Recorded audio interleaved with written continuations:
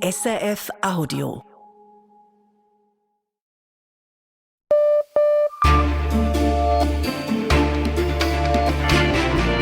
Radio SRF, Echo der Zeit mit Christina Scheidecker. Montag, der 24. August, das sind unsere Themen. Teile der Schweizer Industrie können im ersten Halbjahr positive Zahlen verbuchen. Doch für viele Unternehmen bleibt die Gesamtsituation äußerst angespannt. Die Ukraine feiert heute ihren Unabhängigkeitstag, während sie im Krieg gegen Russland um ihre Unabhängigkeit kämpft. Wir fragen unter anderem, was dieser Tag für die Bevölkerung bedeutet. Wer in einem Heim oder Hospiz seine letzten Tage verbringt, muss einen Teil der Kosten selber übernehmen. Für Patientinnen und Patienten stellen sich damit schwierige Fragen. Können wir das, wenn wir das, soll ich das, muss ich das, darf ich das? Nehme ich vielleicht sogar den Hinterlassenen etwas weg? Und dann nachher einfach selber entscheiden, ob es für mich die beste Lösung. Der Besuch in einem Luzerner Hospiz. Und wir beschäftigen uns mit einer Frage, die nach dem Hitzesommer 2026 viele beschäftigen dürfte. Wie lassen sich Altbauten kühlen, ohne eine Klimaanlage zu installieren? Thema unserer Rubrik Echo Wissen.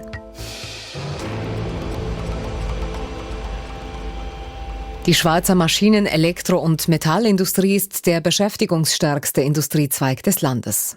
Doch das Umfeld ist nicht einfach. Die Wirtschaft in den wichtigsten Absatzmärkten, vor allem in Europa, lahmt. Dazu kommt die unberechenbare Zollpolitik der USA. Das hat Spuren in den Bilanzen der Schweizer Industrieunternehmen hinterlassen. Die Margen sind gesunken, Arbeitsplätze verloren gegangen. Nun aber ein Lichtblick. In den vergangenen Monaten sind wieder deutlich mehr Aufträge angegangen. Wirtschaftsredaktor Sven Zaug. Von Januar bis Juni sind die Auftragseingänge bei den Tech-Unternehmen gegenüber dem Vorjahr um 12% gestiegen. Auch die Umsätze und das Volumen der exportierten Ware legten zu. Swissfem-Präsident Martin Hirzel relativiert jedoch die guten Nachrichten. Dieses Wachstum wird aber vor allem getragen von Grossunternehmen und auch dort fast ausschließlich aus der Elektrotechnik. Alles, was mit KI-Infrastruktur zu tun hat, läuft gut. Die wirtschaftliche Situation vieler kleiner und mittlerer Unternehmen in der Schweizer Tech-Industrie sei teilweise besorgniserregend. Weil diese Firmen überwiegend in der Schweiz produzieren, schlagen die hohen Produktionskosten voll durch. Die finanziellen Reserven seien inzwischen weitgehend aufgebraucht, sagt Hirzel. Und auch die Unsicherheit bleibe. Es laufen Untersuchungen in den USA, auch gegen die Schweiz. Es wird das Thema Überkapazitäten genannt. Und wenn es zu weiteren Zollerhöhungen kommt im Vergleich zur EU, könnte es wirklich schwieriger werden für uns. Unwegsamkeiten allenthalben, vor allem mit den USA. Die logische Lösung: Die Unternehmen müssen ihren Kompass neu ausrichten. Die Unternehmen der Tech-Industrie suchen aktuell nach neuen Märkten, weil es eben schwieriger wurde in den USA. Und so bieten sich Märkte wie Mercosur, aber auch natürlich weiterhin China an. Und dazu brauchen wir Freihandelsabkommen, damit unsere Kunden keine Importzölle bezahlen müssen. Entsprechend groß ist bei Martin Hirzel die Freude über das erst vergangene Woche erweiterte Freihandelsabkommen mit China. Mit ihm werden Zölle, die bisher noch gezahlt werden mussten, abgebaut. Damit könnte die Schweizer Exportwirtschaft jährlich fast 250 Millionen Franken einsparen. Davon profitiert auch die Tech-Industrie, namentlich der Maschinenbau. Doch die schöne neue Handelsbeziehung mit China könnte auch zur Bedrohung werden. So warnt der Nachrichtendienst des Bundes vor sicherheitspolitischen Risiken einer engen wirtschaftlichen Verflechtung mit China, wie die NZZ berichtet. Im Kern geht es um die Abhängigkeit bei Lieferketten und Rohstoffen oder um Industriespionage. Ja, die Gefahr bestehe, sagt Martin Hirzel, aber sollte China tatsächlich in der Schweiz Spionage betreiben, tut sie das mit oder ohne Freihandelsabkommen, mit oder ohne Aktualisierung des bereits existierenden Freihandelsabkommens. Das Freihandelsabkommen mit China soll also so schnell wie möglich unter Dach und Fach. Bloß, so einfach ist das nicht. Die Grünen haben bereits ein Referendum in Aussicht gestellt. Kommt hinzu, der Nationalrat hat das Freihandelsabkommen mit den Mercosur-Staaten Argentinien, Brasilien, Paraguay und Uruguay vorläufig auf Eis gelegt. Die Bauern fürchten die neue Konkurrenz aus Übersee. Für die Linke werden Umweltanliegen zu wenig berücksichtigt. Eine politische Blockade, die bei Martin Hirzel für Kopfschütteln sorgt. Die EU hat bereits ihr Freihandelsabkommen in Kraft, sodass also unsere EU-Konkurrenz bereits von tieferen Zöllen in Südamerika profitiert, wir aber nicht. Das ist unverständlich und muss jetzt vom Ständerat korrigiert werden. Ob die von Hirzel ersehnte innenpolitische Korrektur kommt, bleibt abzuwarten. Klar ist, für die Schweizer Exportindustrie bleibt das handelspolitische Schachspiel der Großmächte eine echte Herausforderung. In den Nachrichten mit Lukas Lüthi geht es jetzt zuerst um eine Ausbürgerung. Das Staatssekretariat für Migration SEM hatte einem bosnisch-schweizerischen Doppelbürger die Schweizer Staatsbürgerschaft entzogen. Dagegen wehrte sich der Mann. Das Bundesverwaltungsgericht gibt dem SEM nun aber Recht. Das Staatssekretariat für Migration hatte die Ausbürgerung veranlasst, weil der IS-Unterstützer in Frankreich zu 15 Jahren Gefängnis verurteilt wurde. Er hatte dort unter anderem Anschläge geplant. Die Anwälte des Mannes sagten, die Ausbürgerung sei eine doppelte Strafe für Delikte, die im Ausland bereits bestraft worden seien. Das Bundesverwaltungsgericht sieht das aber anders. Es hält die Ausbürgerung für zulässig, auch wenn der Mann staatenlos werden könnte. Das Urteil kann noch ans Bundesgericht weitergezogen werden. Die Maßnahmen des Bundes gegen Telefonbetrüger aus dem Ausland wirken. Im Juli sind 75% weniger Anrufe von angeblichen Polizisten oder Bankangestellten gemeldet worden. Das schreibt das Bundesamt für Cybersicherheit. Seit dem 1. Juli gelten neue Regeln für solche Anrufe. Telekom-Anbieter müssen Anrufe aus dem Ausland, die eine Schweizer Telefonnummer vorgaukeln, auf den Telefonbildschirmen als unbekannt oder anonym anzeigen. Vor dieser Maßnahme seien monatlich noch über 400 Meldungen beim Bundesamt für Cybersicherheit eingegangen. Im Juli waren es weniger als 100. Weil es in der Schweiz weiter trocken ist, hat der Bund die Regeln für Biolandwirtschaftsbetriebe gelockert. Sie dürfen ihren Tieren im laufenden Jahr ausnahmsweise bis zu 1/5 konventionelles Futter geben, also nicht biologisches Futter.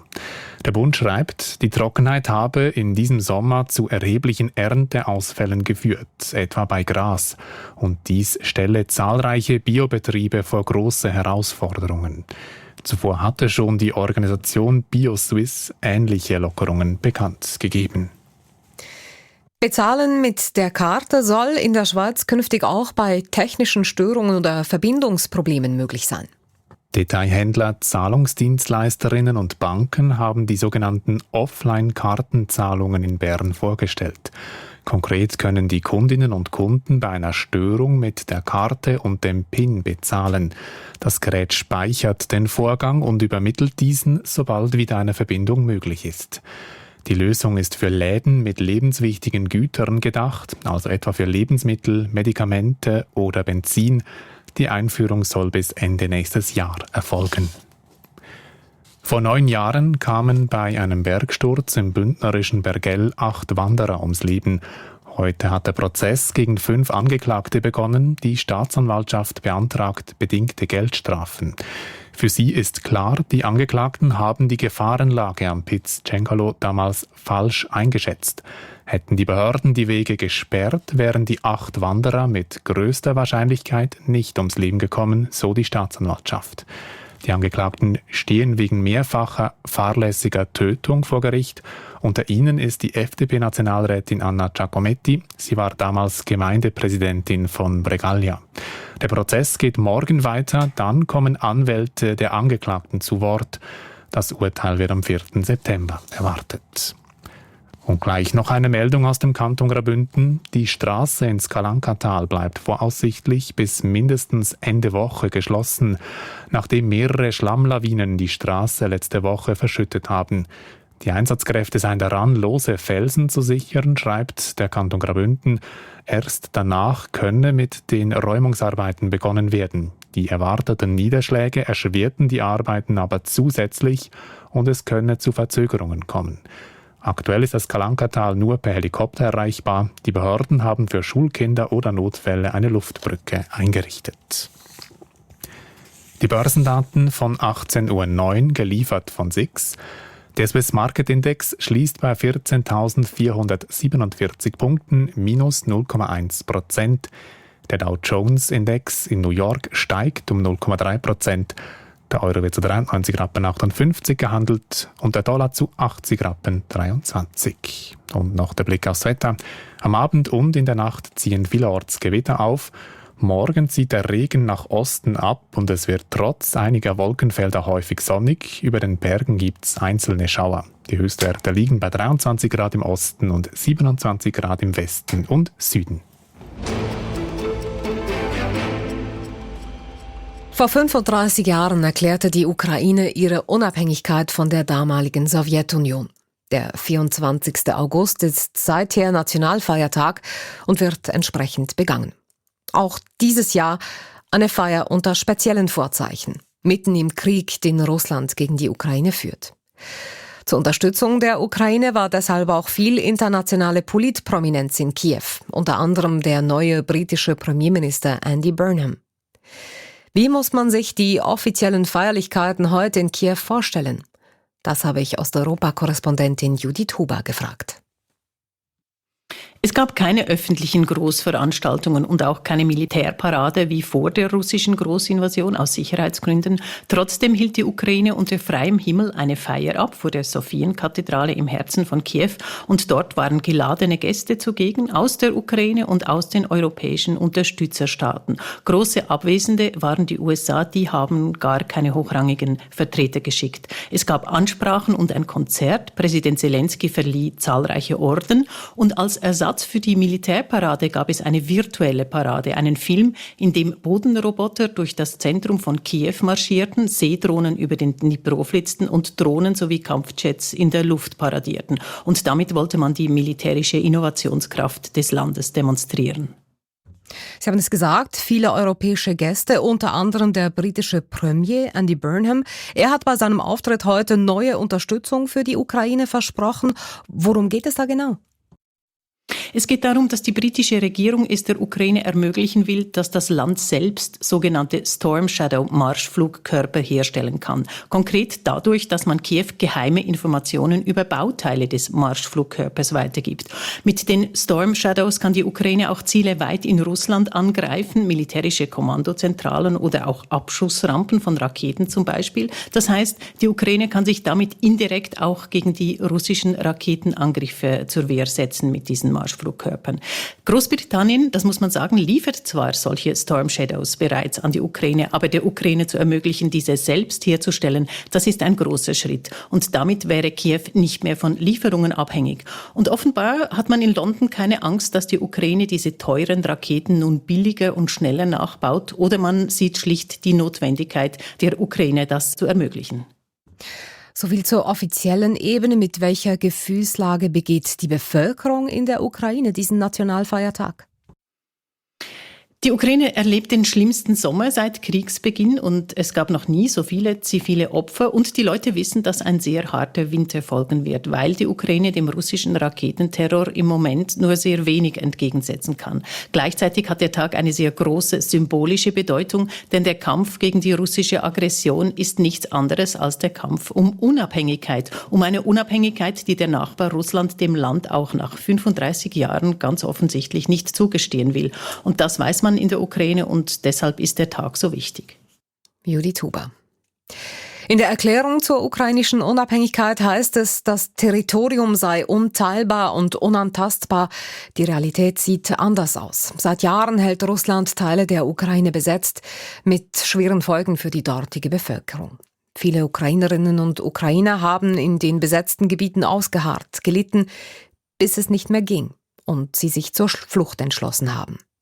Um in die freie Ukraine zu gelangen, müssen sie einen beschwerlichen Weg auf sich nehmen und landen am Schluss im Südwesten von Belarus. Dort gibt es einen einzigen Grenzübergang, der für sie offen ist. Unsere Korrespondentin Judith Huber war dort. Die Schnellstraße durch den dichten Wald im äußersten Nordwesten der Ukraine ist verwaist. Früher herrschte hier reger Verkehr. Seit der russischen Großinvasion ist die Grenze zwischen der Ukraine und Belarus befestigtes Sperrgebiet, denn Belarus ist mit Russland verbündet. Alle Grenzübergänge sind zu. Wir fahren an Minenfeldern und Panzersperren vorbei. Stellenweise ist die Straße durch Antidrohnennetze geschützt.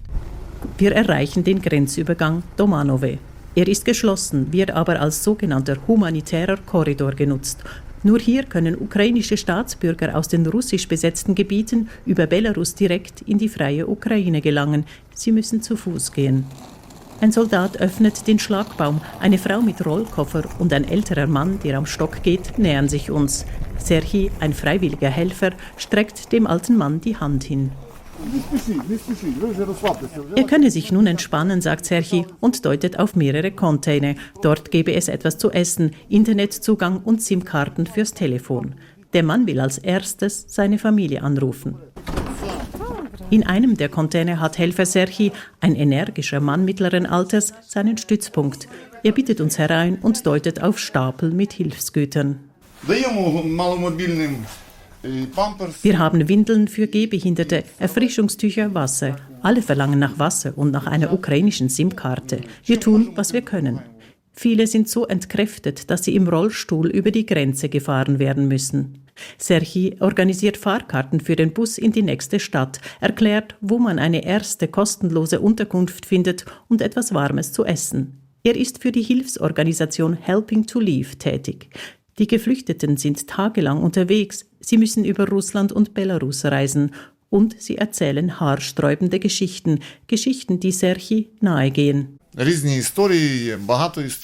Er könnte ein ganzes Buch mit diesen Geschichten schreiben. Vor allem die Kinder täten ihm leid, sagt er. Kinder, die sagten, Mama, ich würde so gerne mal wieder eine richtige Suppe essen. Tränen steigen Serhii in die Augen. Er sei zwar stark, aber manchmal zerreiße es ihm das Herz. Vor den Containern, die als Empfang dienen, flattert eine ukrainische Fahne im Wind. Auf einem Plakat steht geschrieben, Willkommen zu Hause. In einem der Räume sind eine Bar, ein Tisch und mehrere Stühle untergebracht. Hier treffen wir die 69-jährige Maria. Sie ist soeben angekommen und wurde von ihrer Tochter Larissa in Empfang genommen. Maria löffelt Fertigsuppe aus einem Becher. Sie hat ein verschmitztes Lächeln, wirkt aber etwas verwahrlost. Sie hat fettige Haare, trägt abgetragene Kleider. Der Stress der Reise und der letzten Monate ist ihr anzusehen. Sie ist aus einem Dorf in der russisch besetzten südukrainischen Region Cherson. Dort sei es gefährlich, es werde geschossen, es gebe Angriffe mit Drohnen. Ich habe lange ausgeharrt, so lange, bis ich nicht mehr konnte.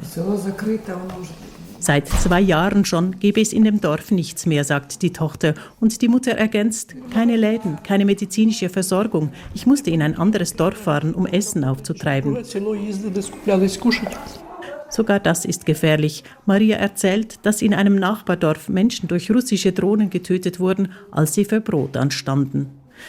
Der Strom wurde vor 3 Jahren gekappt, vor 2 Jahren das Gas. Die russischen Besatzer überlassen die Dörfer ihrem Schicksal.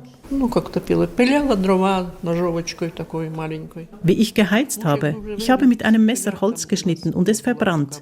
Mein verstorbener Mann hätte richtig Holz schlagen können, aber alleine schaffte ich das nicht. Noch so einen Winter hätte ich nicht überlebt. Für die mehrtägige Reise zahlte Maria einem privaten Transportunternehmen umgerechnet $300. Reisen ist gefährlich, Straßen wurden von den russischen Besatzern vermint oder werden bombardiert. Besonders dramatisch ist die Lage in der Stadt Oleschki. Die dortige Bevölkerung hungert und ist praktisch eingeschlossen. In diesen Tagen kommen viele Menschen aus dieser Region am Grenzübergang Domanove an. Manche haben, wie Maria, den russischen Pass annehmen müssen, ansonsten hätten sie weder Rente erhalten noch staatliche und medizinische Dienstleistungen in Anspruch nehmen können. Alle Geflüchteten werden an der Grenze von den ukrainischen Behörden befragt. Wenn sie belegen können, dass sie Ukrainer sind, werden sie durchgelassen. Nach Angaben des Grenzschutzes treffen derzeit jeden Tag bis zu 50 Menschen ein. Etwas abseits, den Grenzübergang fest im Blick, steht ein Soldat mit einem Blumenstrauß in der Hand. Er wartet auf seine Mutter. Fast 5 Jahre habe er sie nicht mehr gesehen. Sie habe einfach nicht gehen wollen. Alles Zureden habe nichts genützt. Erst als sie krank geworden sei, habe sie sich zur Flucht entschlossen. Sie fuhr zuerst durch die besetzten Gebiete, dann über Russland und schließlich Belarus. Ohne die Hilfe von Freiwilligen hätte sie das nicht geschafft. Eine von ihnen ist anwesend und sagt, am gefährlichsten ist es, in den besetzten Gebieten zu reisen, viel gefährlicher als in Russland. Denn in den besetzten Gebieten herrscht völlige Anarchie. Es gilt kein Gesetz, weder das russische noch das ukrainische. Sie können tun, was ihnen passt. Bewegung kommt auf, eine weitere Frau hat die Grenze überquert. Doch es ist nicht die Mutter des Soldaten. Er muss weiter warten, bis er sie nach Stunden endlich in die Arme schließen kann. Die Reportage von Judith Huber war das. Und das ist das Echo der Zeit auf Radio SRF. Bei uns geht's weiter mit der finanziellen Belastung von Palliativpatientinnen und Patienten im Hospiz. Mit dem schleppenden Wiederaufbau nach dem Erdbeben im italienischen Amatrice vor 10 Jahren. Mit dem Nachruf auf den schwerreichen Logistikunternehmer Klaus Michael Kühne und mit neuen Ideen für das Kühlen von alten Gebäuden. Wer schwer krank ist und palliativ behandelt wird, konzentriert sich auf das Wesentliche in der Zeit, die noch bleibt. Mit finanziellen Fragen mag man sich da meist nicht befassen. Doch diese drängen sich auf, wenn die schmerz- und angstlindernden Behandlungen in einem Hospiz, zu Hause oder in einem Pflegeheim stattfinden. Denn in diesen Fällen müssen Patientinnen und Patienten einen Teil der Kosten selber übernehmen, im Gegensatz zur Palliativpflege im Spital. Die Politik ist sich dieser Ungleichbehandlung bewusst, hat aber noch keine Lösung dafür gefunden. Was es für Betroffene bedeutet, zeigt die Reportage von Christine Wanner. Sie hat ein Hospiz in Luzern besucht. Was ist wichtig, wenn Kräfte schwinden und die letzten Tage anbrechen? Nicht viel Schmerzen zu haben, ja, das ist wirklich das Wichtigste. Und noch ein bisschen Zeit zu haben, um sich zu verabschieden. Michael Mayer hat sich hingelegt für das kurze Gespräch. Es strengt ihn an, er atmet schwer. Michael Mayer heißt er nur in diesem Beitrag, er möchte seinen richtigen Namen hier nicht hören. Der 47-Jährige ist seit 12 Tagen im Hospiz. Krebs, sagt er nur. Er hat Gewicht verloren, ist geschwächt, gehen geht nicht mehr. Zuvor wechselte er zigmal zwischen Spital und Zuhause. Bei mir ist es seit Januar 2024 immer wieder in regelmäßigen Abständen, von Chemotherapien über Punktionen, über andere Sachen. Er hätte Spitalführungen machen können, scherzt er und erklärt, weshalb er nun im Hospizzimmer liegt. Weil ich aus dem Spital noch einmal heimgegangen bin, in Palliativ schon betreut worden bin und dort daheim so fest Schmerzen hatte, dass ich gemerkt habe, das geht nicht mehr in den eigenen 4 Wänden. Darum habe ich mich hier angemeldet. Der Blick geht durchs Fenster nach draußen, ins Grüne des Gartens. Auf dem Fenstersims eine Sonnenblume, auf dem Tischchen weitere Blumen, kleine Geschenke, etwas zum Lesen. Wir waren schon länger am Umschauen, wenn es wegen der Schmerzen wird schlimmer werden, was wäre denn die beste Lösung. Und ich habe dann gemerkt, nachdem ich hier einen Platz bekommen habe, dass die ganze Verwandtschaft schon lange gedacht hat, dass es hier am besten wäre. Seine Frau bestätigt schriftlich: Nachdem wir 2,5 Jahre so oft im Spital waren, bin ich sehr froh, meinen Mann in diesem letzten Abschnitt nicht im Spital, sondern im Hospiz besuchen und begleiten zu dürfen. Auch für unsere Kinder macht es einen großen Unterschied.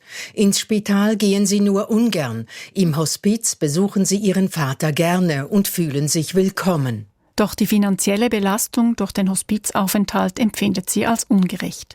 Denn aktuell gilt ein Hospiz als Pflegeheim mit entsprechendem Kostenteiler, Krankenkasse, Patient, öffentlicher Hand.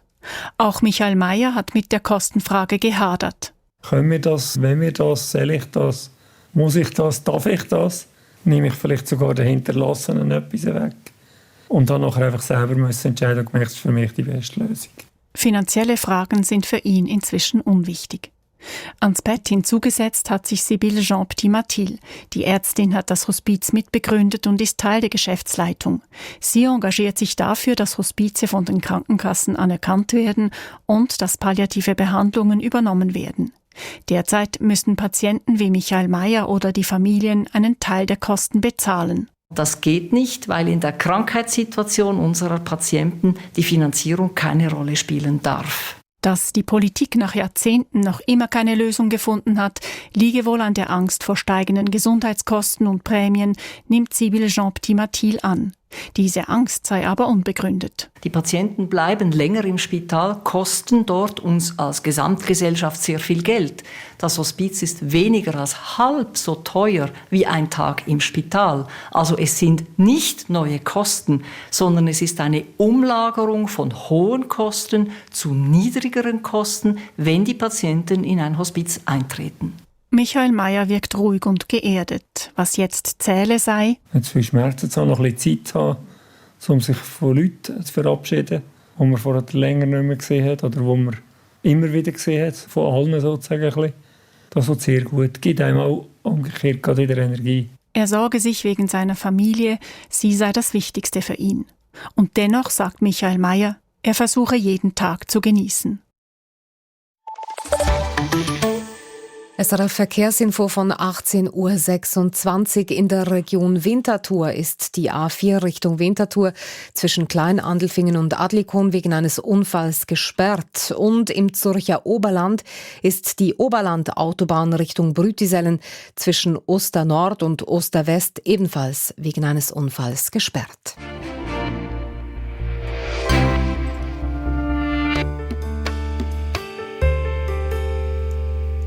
Amatrice. Die italienische Kleinstadt im Apennin wurde vor genau 10 Jahren von einem schweren Erdbeben erschüttert, die Altstadt beinahe komplett zerstört. Fast 300 Menschen starben damals. Zehntausende wurden in Amatrice und in vielen weiteren Gemeinden Mittelitaliens obdachlos. Italiens Regierungen versprachen seither stets den schnellen und unbürokratischen Wiederaufbau.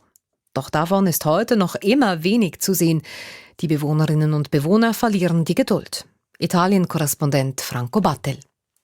Um 3.36 Uhr blieben die Zeiger stehen. Der historische Glockenturm von Amatrice überstand das Beben wie durch ein Wunder. Doch sonst blieb nur wenig stehen. Und noch heute dominieren im ehemaligen Zentrum Amatrices Unkraut, Absperrzäune und leere Baugruben. Der Gemeinde fehlt seither ein Zentrum, ein Ort der Begegnung, sagt Bürgermeister Giorgio Cortellesi dem Fernsehen der RAI. Non c'è più un luogo come era Amatrice, era il corso, dove ci si incontrava, l'anziano scambiava 2 parole con l'amico. Die Leute leben isoliert. Nicht nur das, viele sind seither dauerhaft von staatlicher Unterstützung abhängig. E abbiamo un 20% della popolazione che è seguita ai servizi sociali per vari motivi. Rund 20% der verbliebenen Bevölkerung Amatrices leben von der Sozialhilfe. Denn das Beben zerstörte nicht nur Häuser, sondern auch Arbeitsplätze, vor allem im Tourismus. Am Stadtrand stampfte man zwar ein neues Einkaufszentrum aus dem Boden, doch ein echter sozialer Treffpunkt ist das sterile Areal nicht. Mehr als die Hälfte der gut 2000 Einwohnerinnen und Einwohner lebt noch immer in Provisorien. Eine ältere Frau sagt unter Tränen, seit dem Beben lebe sie mit der Angst, in ihrem Wohncontainer sterben zu müssen. Quella che c'avevo dall'inizio. Morire qui dentro le sale. Die Versprechungen der Regierungen Renzi, Gentiloni, Conte und Draghi blieben über Jahre hinweg stets dieselben. Man wolle schnell und unbürokratisch helfen. Und heute reiste auch Giorgia Meloni nach Amatrice. Auch sie versprach feierlich, den Wiederaufbau nun endlich zu vollenden. Doch wegen der lähmenden Bürokratie und der Vernachlässigung von Randregionen verläuft der Wiederaufbau quälend langsam. Hinzu kommt die Abwanderung aus den Bergen, die schon lange vor dem Beben eingesetzt hatte und zusätzlich lähmt. Sergio Pirozzi, der zur Zeit des Bebens Bürgermeister von Amatrice war, konstatiert, es mache sich Misstrauen breit. Hanno creato negli abitanti quel senso di sfiducia, ecco, manca la speranza. Die Leute haben die Hoffnung verloren.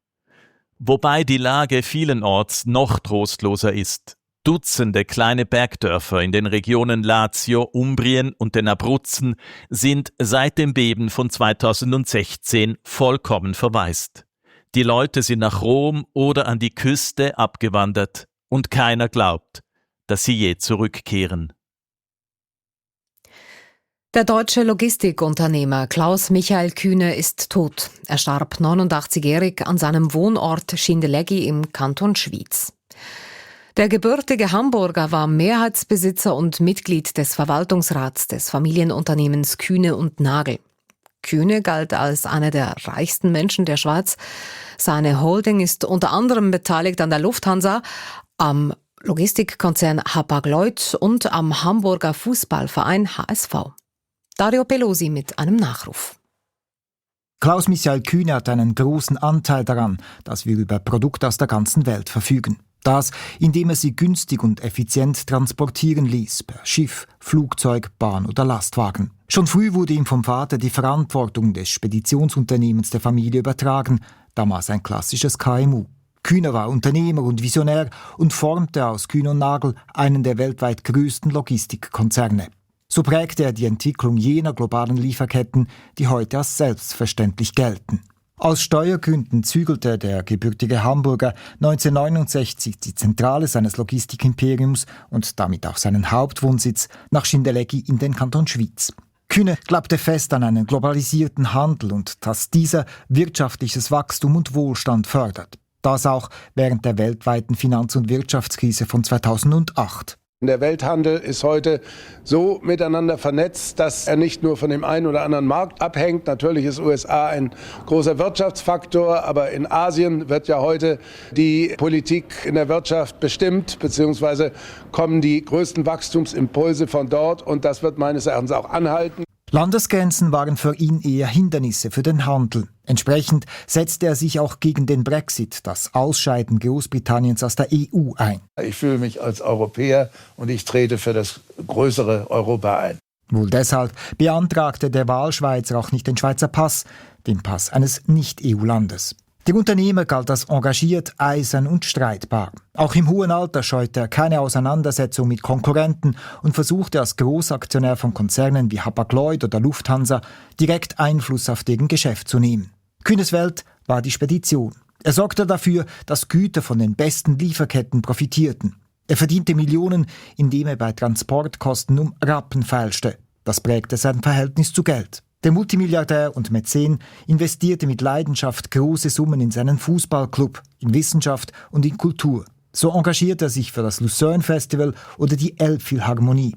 Zugleich war er für seine Sparsamkeit bekannt. Während in seinen Konzernniederlassungen wertvolle Kunstwerke hingen, berichten verschiedene Quellen, er habe oft im internen Postbüro darauf geachtet, dass nicht mehrere Briefe an denselben Empfänger verschickt wurden, um Portokosten zu sparen. Klaus-Michael Kühne hinterlässt keine Kinder. Sein Vermögen von geschätzt gut 20 Milliarden Franken wird in seine Kühne-Stiftung fließen.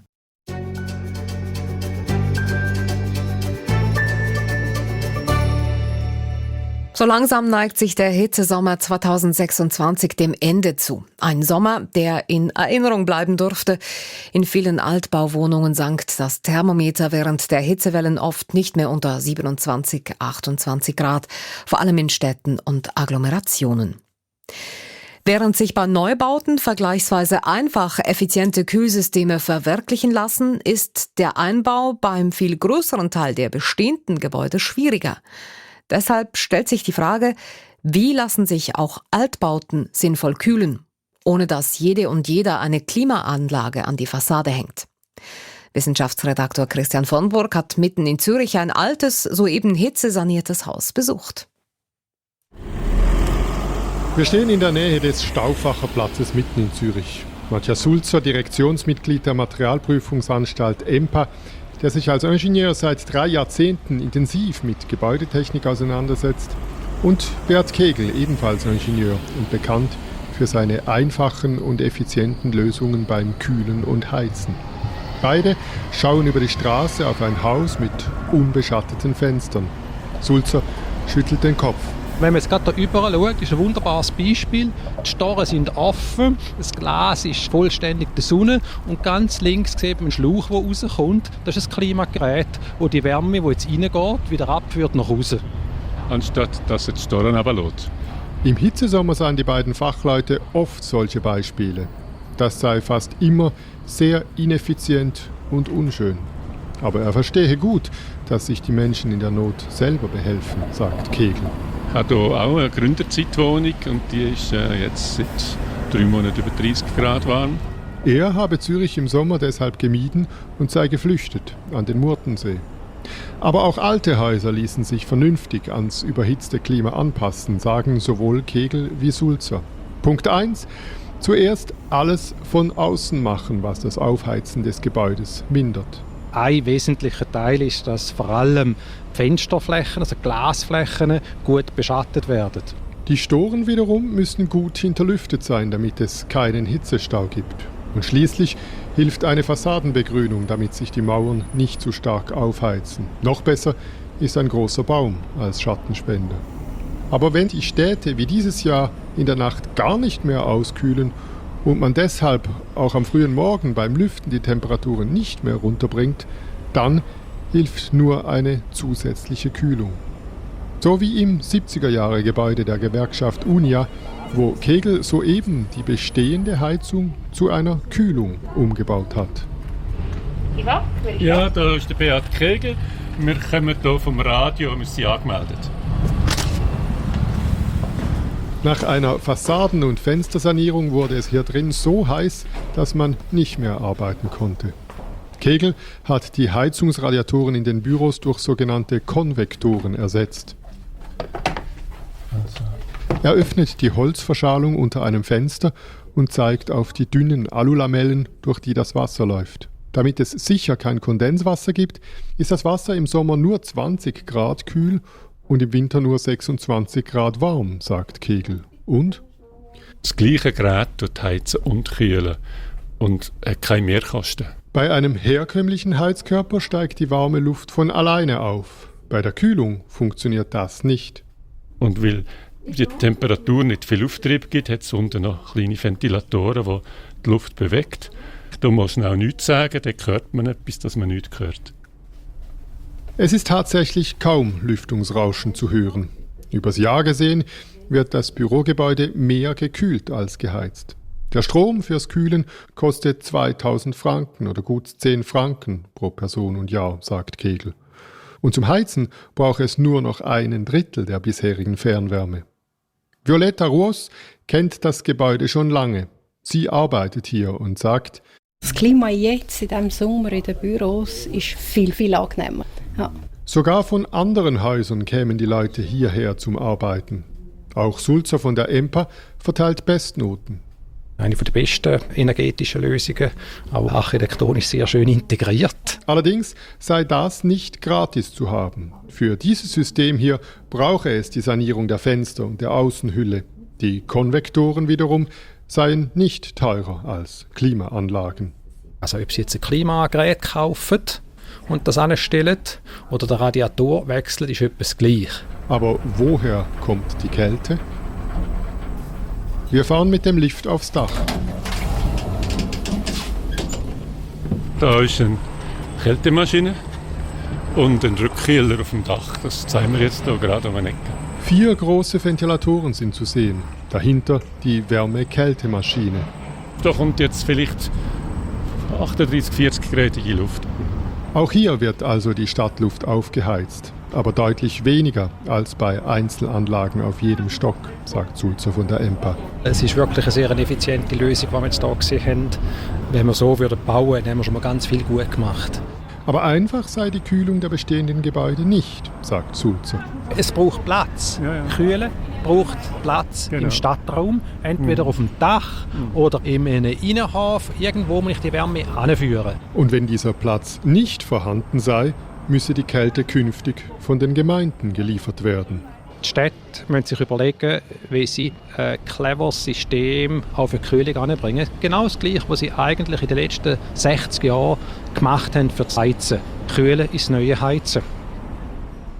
Kühlen, das neue Heizen, sagt Matthias Sulzer von der EMPA. Aber es bleiben doch noch ein paar Fragen offen. Zum Beispiel, müssten also alle Städte neben Fernwärmenetzen noch ein Kältenetz bauen? Das wollte ich von Christian von Burg wissen. Ja, in Genf ist man da bereits dran. Da baut man massiv aus und nutzt das tiefe, kalte Seewasser im Sommer zum Kühlen und im Winter zum Heizen. Auch in Zürich macht man das so und will bis in 13 Jahren die gesamte Altstadt mit Kälte aus dem See versorgen. Aber in vielen anderen Städten, etwa im Hitze-Hotspot Basel, ist eine Versorgung mit Kälte bisher nicht geplant. So ein Kältenetz, das tönt extrem aufwendig. Man müsste wohl überall die Straße aufreißen, um zusätzliche Leitungen zu verlegen, oder? Ja, das ist so. Wobei sich die Technik weiterentwickelt und man zum Teil auch bestehende Fernwärmeleitungen nutzen könnte, diese dann aber beim Anschluss an die Häuser umbauen müsste, wie mir Matthias Sulzer von der EMPA erklärt hat. Doch in diesem Bereich gehen die Meinungen der Fachleute auseinander. Bert Kegel etwa schwört auf individuelle Lösungen, bei denen er das bereits vorhandene Potenzial der Bausubstanz ausschöpft, das sich erwärmt oder auskühlt. Er sagt, viele Fernwärmenetze und viel von unserer heutigen Gebäudetechnik sei überdimensioniert und zu teuer. Im Grunde, sagt er, müsse man jedes Gebäude einzeln denken. Jedes Gebäude einzeln denken, heißt das auch, die eine gute Lösung für alle Altbauten gibt es nicht. Es braucht verschiedene Systeme, um ans Ziel zu kommen. Ja, das ist so. Denn jedes System hat auch Nachteile. Wärmepumpen via Erdsonden zum Beispiel, die haben zwar den großen Vorteil, dass man die Abwärme in den Boden speichern kann und die Stadt so nicht weiter aufheizt, aber diese Wärme könnte sich wiederum negativ aufs Grundwasser auswirken. Und das Bohren der Sonden, das braucht oberirdisch Platz. Mit dem Blick aufs Ganze aber gibt es 2 sehr gute Botschaften. Erstens, es sind verschiedene gute und technisch erprobte Varianten vorhanden, um auch unsere Altbauten zu kühlen, ohne dass wir den Nachbarn die heiße Luft auf den Balkon blasen und ohne dass wir extrem viel Energie verbraten. Man muss das Thema jetzt einfach anpacken. Und zweitens, wenn man es gescheit anpackt, dann ist diese Gebäudekühlung nicht nur eine Anpassung an den Klimawandel, sondern auch eine direkte Bekämpfung des weiteren Temperaturanstiegs. Dann nämlich, wenn man gleichzeitig die schädlichen Öl- und Gasheizungen ersetzt und die Heiz- und Kühlsysteme effizienter macht. So trifft man 2 Fliegen auf einen Streich. Wissenschaftsredaktor Christian von Burg gehört im Echo der Zeit. Redaktionsschluss ist heute um 18.42 Uhr. Verantwortlich für die Sendung Christoph Forster, für die Nachrichten Sandro Peter, am Mikrofon Christina Scheidecker. Das war ein Podcast von SRF, produziert im Auftrag der SRG.